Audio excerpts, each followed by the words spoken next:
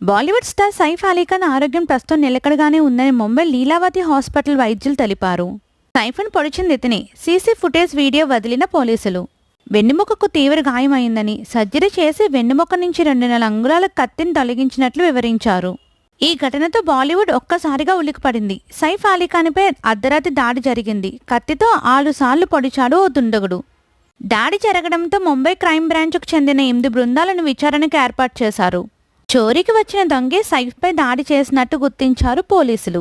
పక్కింటి CC footage ద్వారా ఓ వ్యక్తి సైఫ్ ఇంట్లోకి ప్రవేశించినట్టు ఆధారాలు సేకరించారు. నిందితుడు పారిపోతుండగా దృశ్యాలు సీసీటీవీకి చిక్కాయి. త్వరలోనే నిందితుడిని పట్టుకుంటామంటున్నారు ముంబై పోలీసులు. ఫ్లూయిడ్ లీకేజ్ని అరికట్టడానికి సైఫ్ వెన్నెముకకు మేజర్ సర్జరీ చేసినట్లు తెలిపారు.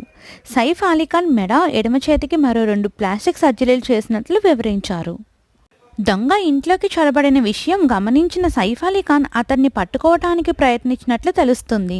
ఈ అటాక్ జరిగిన సమయంలో కరీనా కపూర్, తైమూర్ మినహా మిగిలిన సైఫ్ అలీఖాన్ కుటుంబ సభ్యులందరూ ఇంట్లోనే ఉన్నట్లు సమాచారం. I am Mrs Raju. Thank you so much.